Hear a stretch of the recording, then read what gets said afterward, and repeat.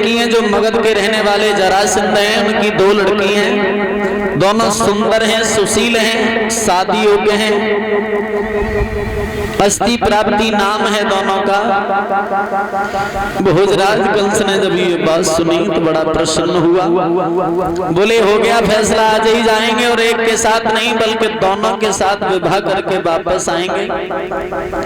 लेकिन वो लड़की जो थी अस्थि और प्राप्ति भोजराज कंस की लड़की कैसी थी? भोजराज कंस विवाह करने के लिए चला, जरासंध की जो लड़की थी वो कैसी थी? चंद्र बदन उजियारी पर घूमे ललिता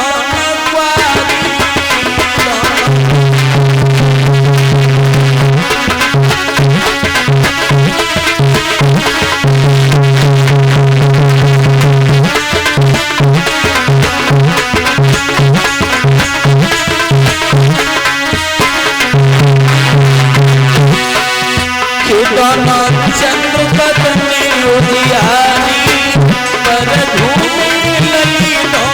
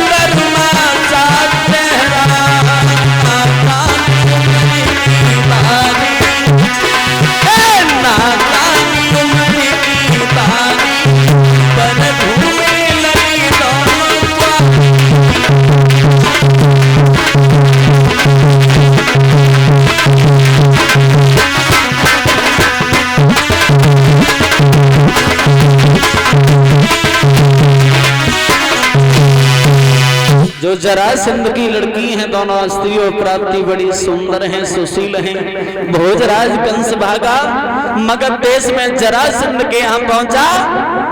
जब जरासंध ने भोजराज कंस को देखा तो बड़ा सम्मान किया, आइए कंसराज, कैसे आना हुआ? तो कंस ने जरासंध से कहा, जरासंध हमने एक बात सुनी। बोले क्या? तुम्हारे घर में 2 लड़की हैं, शादी योग्य हैं। बोले हाँ शादी योग्य हैं, एक काम करो, हम तुम्हारी बेटियों से शादी करने के लिए आए हैं, हमारे साथ विवाह करो। जरासंध बोले तुम भगवान हो या राजा हो, तुम मथुरा के इस मगध के नहीं हो। रही बात हमारी बेटियों की, शादी तो होगी, ऐसे थोड़ी होगी। बोले कैसे होगी? हमारे घर में एक कुमलिया पीड़ हाथी है, उस हाथी में 10,000 हाथियों की ताकत है, उसके साथ युद्ध करो, जीत गए तो शादी हम करेंगे और मर गए तो तुम जानो। कंस बोला जरासंध काहे हाथी मंगवाओ। उधर से हाथी भागा, इधर से कंस भागा, लेकिन हुआ क्या? रे होना क्या था? अरे कंस राजी और हाथी में फिर डट के भई थी लड़ाई।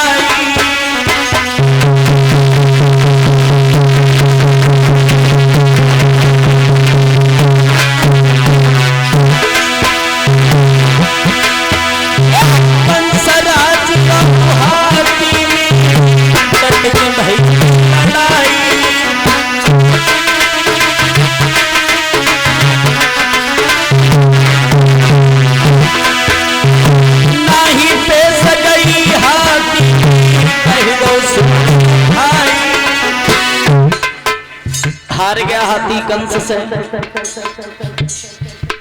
आखिर में राक्षस का लड़का है, जिस हाथी में 10,000 हाथियों का बल है, कंस ने वो भी हरा दिया। इतना बड़ा बलवान था कंस।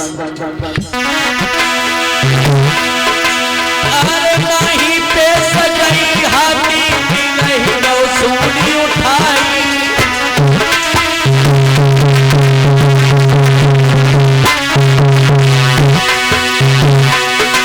महाराज कंस से हाथी गए हारी और हुई मजबूर जरा से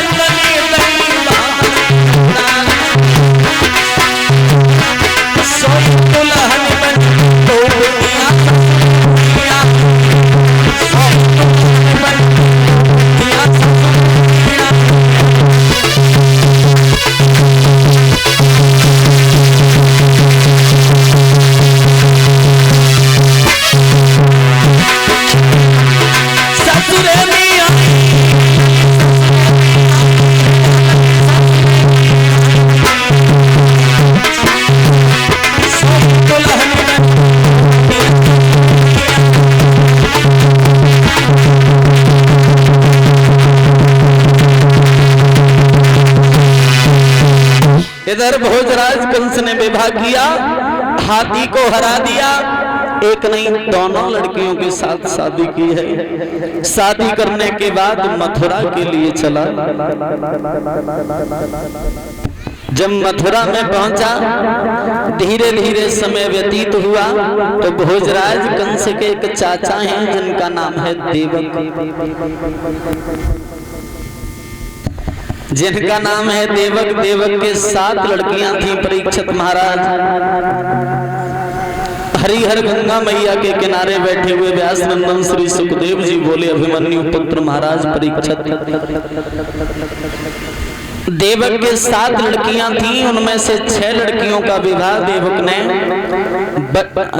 वसुदेव के साथ किया, जो बटेश्वर के पास सौरीपुर गांव पड़ता है, वहां के रहने वाले थे वसुदेव, जो सूरसेन के पुत्र थे।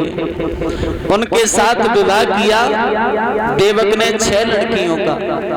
अकेली देवकी बची है तो देवकी के बारे में बोला भोजराज कंस, चाचा अब तो हमारा विचार ये करता है कि हम अपनी बहन देवकी का विवाह भी करें।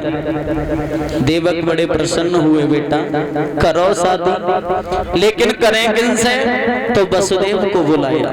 वसुदेव से कहा, बहनोई वसुदेव एक काम करो, हम अपनी बहन देवकी का विवाह भी तुम्हारे साथ करना चाहते हैं। भोजराज कंस बोला, आपकी इच्छा क्या? वसुदेव बोले, हम तैयार हैं, आप शादी की तैयारियां करो। तो देवकी का विवाह भी वसुदेव के साथ करने के लिए कंस तैयार हुआ। इधर वटेश्वर से बारात मथुरा के लिए चली है।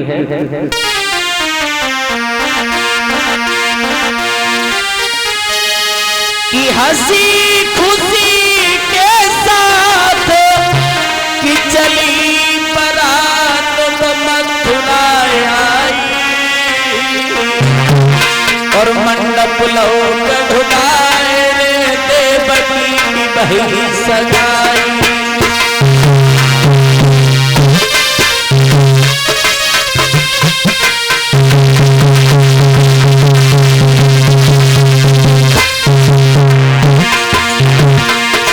ये हंसी खुशी के साथ की चली बारात मथुरा आई,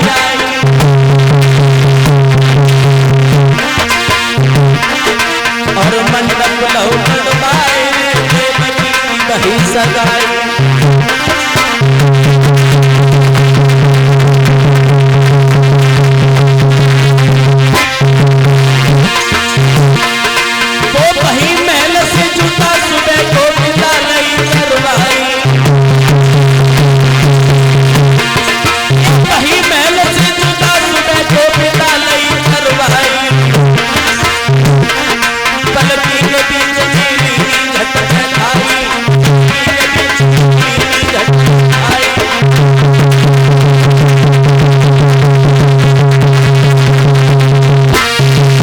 देवकी का विवाह हुआ। सुबह को विदाई के समय देवकी जब चली है तो माताओं, देवकी की मां ने देवकी को कौन से शिष्टाचार दिए? आजकल यदि बिटिया की शादी हो के जाए, ससुरे में चले, तो ये माताएं क्या कहती हैं बताएं? घर में विवाद इसीलिए होते हैं। ये कहती हैं, बोले ससुराल जाए तो रहियो किसी से दब के नहीं रहना, यदि कोई कुछ कहे तो फोन करो पीछे से हमारे, तो लड़ाई नहीं होगी क्या होगा? और खुद की बहुएं जब घर में आए कि लड़े तो कहती हमारी बहू बड़ी खराब है, और खुद की बेटी के लिए क्या शिष्टाचार दिए ये नहीं पता। तो देवकी की मां देवकी से बोली, बेटी जा तो रही हो, लेकिन कुल और मर्यादा की लाज को हमेशा ध्यान रखना। अब देवकी की सहेली देवकी के पास पहुंची और बोली, बहन कि जा मेरी बहन तू रहे सुखारी, जा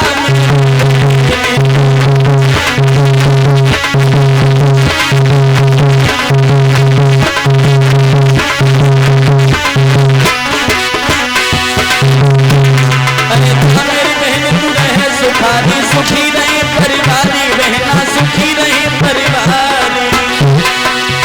देवकी के साथ की सहेलियां बोली बहन, अरे जा मेरी बहन तू रहे सुखारी, सुखी रहे परिवारी, बहना सुखी रहे परिवारी, और सारस जैसी जोड़ी तेरी मगन रहे सदही।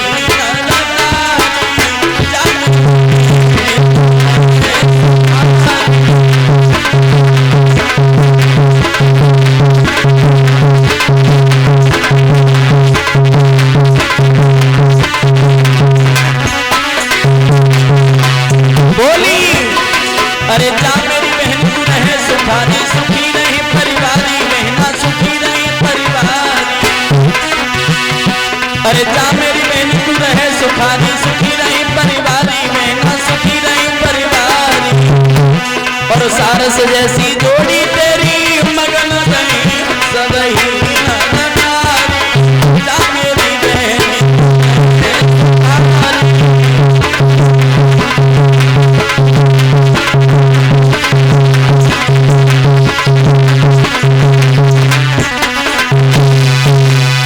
देवकी की विदाई के समय सभी लड़कियों ने निवेदन किया बहन, इधर भोजराज कंस देवकी से बोला बहन देवकी मथुरा से बटेश्वर काफी दूर है, ऐसे कब तक पहुंचोगी? एक काम करो थोड़ी दूर हम ही आपके लिए छोड़ देते हैं।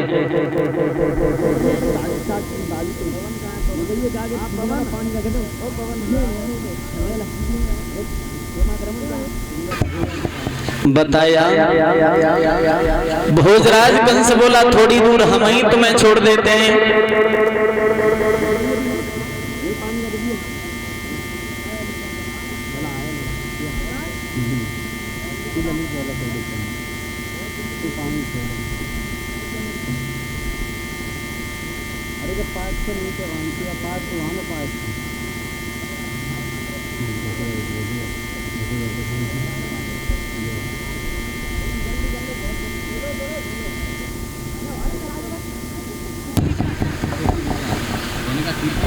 आइए बोल रहे भगवान का कीर्तन, सभी ताली बजाते हुए बोलेंगे।